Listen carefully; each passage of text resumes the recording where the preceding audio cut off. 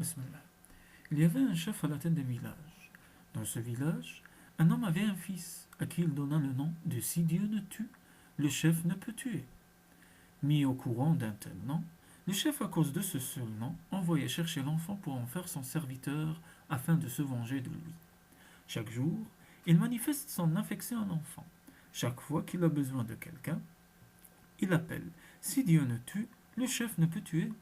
Pour n'importe quelle chose, c'est à lui que le chef s'adresse, entourant l'enfant d'une grande affection. Un jour, le chef présente à l'enfant un anneau en or massif. C'est pour lui en confier la garde. L'enfant se mit à porter l'anneau au doigt pour se promener avec ses camarades. Il prit même l'habitude de se baigner l'anneau au doigt. Quant au chef, il ne manifestait aucun signe d'indignation, il gardait le silence. Mais un jour, l'enfant alla avec d'autres camarades se baigner au marigot. L'anneau lui glissa du doigt et disparut dans le marigot. Il chercha, mais en vain, car un poisson avait avalé l'anneau. Ses camarades coururent vite dire au chef: un tel a perdu ton anneau. Il l'a perdu, tant mieux. On dit qu'il s'appelle Si Dieu ne tue, le chef ne peut tuer. Je vais le chauffer. Son père l'a nommé Si Dieu ne tue, le chef ne peut tuer. Il y a une fête dans 3 jours, dit-il à l'enfant. D'ici là, j'aurai besoin de mon anneau. Si je viens à le manquer, bien que ton papa t'ait nommé Si Dieu ne tue, le chef ne peut tuer, moi je vais te tuer. Si dans 3 jours tu ne me retrouves pas mon anneau pour mon doigt, même si Dieu, subhanahu, ne tue pas, moi je vais te tuer. L'enfant se mit à pleurer. Il va en informer sa mère. La veille, le chef appelle l'enfant et réclame son anneau, car le lendemain est un jour de fête. L'enfant est tout en pleurs. Le chef lui donne cette permission. Va à la maison, que ta mère te prépare ton plat préféré. Tu mangeras toute ta part aujourd'hui. Il indique l'heure à laquelle l'enfant sera exécuté. Celui-ci retourne informe sa mère et lui dit de préparer du thau avec une sauce au poisson pour qu'il en mange avant d'être tué. La mère porte du mil à la meule. Elle écrase tout en pleurant. Avec la farine, elle prépare le thau. Elle se rend ensuite au marché pour chercher du poisson à acheter, afin de préparer la sauce. Au marché, elle cherche, mais point de poisson. Au bout d'un moment, elle voit un seul poisson, un silure, posé sur le couvercle d'une corbeille. Elle avance et demande le prix du poisson. La vendeuse le lui indique, et la mère de l'enfant l'achète aussitôt.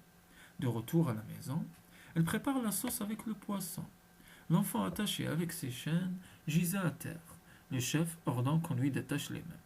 Sa mère lui donne le thau. Il s'assoit pour manger. Le chef avait convoqué tous ses sujets.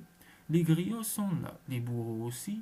Ils se tiennent dehors jouant des instruments de musique autour de celui qu'on va tuer.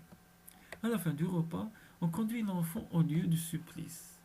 Le chef aussi est dehors, assis sur sa chaise. La place est entourée de monde. Tous attendent de voir comment on va le tuer.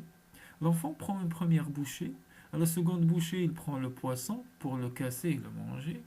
Dès qu'il attrape le poisson et le casse en deux, quelque chose sort du poisson et fait un bruit étrange dans le plat. L'enfant fouille et que voit-il? C'est l'anneau. Il l'observe bien et se rend compte que c'est bien l'anneau du chef. Oui, c'est vraiment l'anneau même du chef, son anneau en or. Se mettant debout, il l'attache à une lanière de son caleçon, il se rassoit, il se régale bien de son thau. Après quoi, on le mène dehors. Le chef dit de le faire venir devant lui.